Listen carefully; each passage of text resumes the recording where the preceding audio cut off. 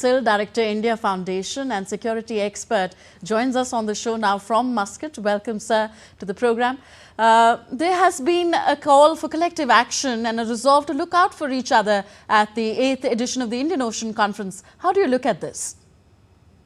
See, 8th edition of Indian Ocean Conference has been a big event actually, with over 28 ministers participating from 26 countries and over 40 countries represented.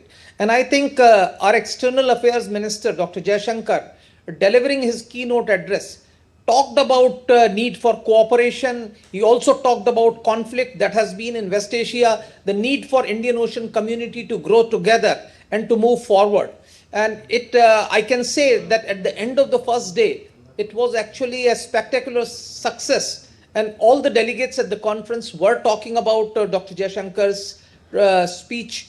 And this conference has been by far the biggest Indian Ocean conference that has been organized, the 8th edition of this conference. It had the maximum representation in this particular conference, and countries from Africa to Southeast Asia and even beyond participated in this conference. Okay. So this was a very big conference, and I think coming at a time when India and Oman are also celebrating their bilateral relationship, it was a hugely successful conference. And Dr. Jaishankar made some very significant remarks as far as the global order is concerned. Yes. Dr. Jaishankar touched upon the deeper tensions in the Indo-Pacific region. Could you explain why the Indo-Pacific region has become such a critical region in world affairs and international relations today?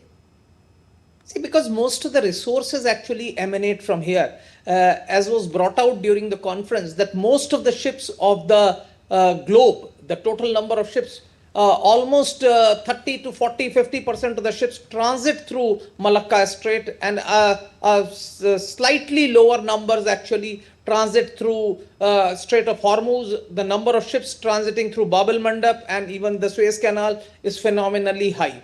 So now, when there is actually a resource crunch and the population in the Western world is shrinking, I think this is the arena where economic development is likely to take place and is taking place. So Indian Ocean region is going to be important, and as Alfred Thayer Mahan had said long back, that this is going to be a very significant arena in days to come, where whoever dominates and prevails in these waters will have a deep influence on the global geopolitics. Okay, regarding a big player, China, what are the concerns of many nations regarding China and its considerable violations of the UN Convention of the Law of the Seas? Also, what exactly are these violations, and are they likely to continue?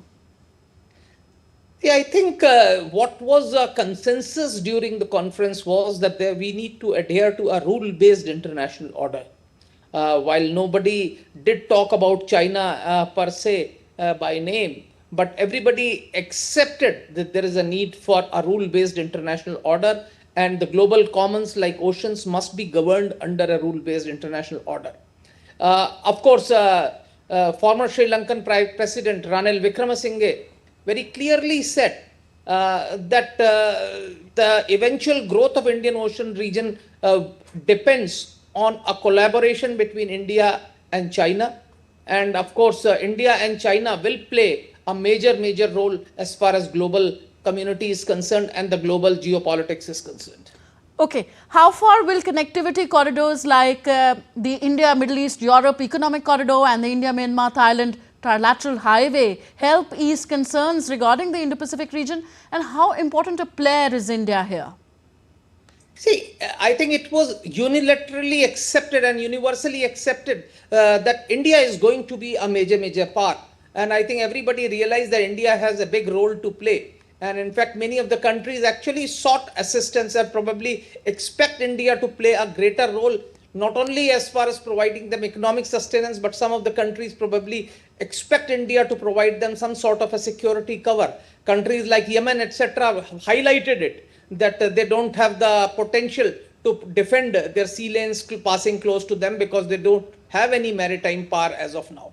As far as IMEC and the security, other corridors are concerned, they're extremely important because they help India get more raw materials as well as take Indian products to a wider market. And this is actually a win-win solution where all the countries which are involved in these corridors benefit from these corridors. Okay, India is to host the Quad summit later this year. Alokji, could you tell us what currently are the key issues facing the grouping which need to be addressed? Also, do you see their satisfactory resolution? See, Quad summit at this juncture will be dominated by the policies of the Trump administration. As of now, though they have talked of reciprocal tariffs, etc., there is some amount of ambiguity as to how these tariffs will be implemented, what will be the impact. And what we have seen is that the US has used these tariffs initially to negotiate.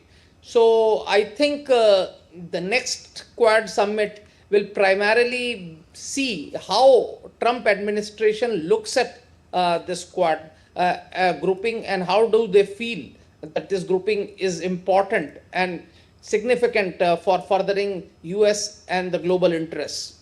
Okay, we leave it here. Thank you very much, Alok Bansalji, Director, India Foundation, that is organizing this Indian Ocean Conference in Muscat along with the Foreign Affairs Ministry of Oman. Thank you very much for being with us on the show.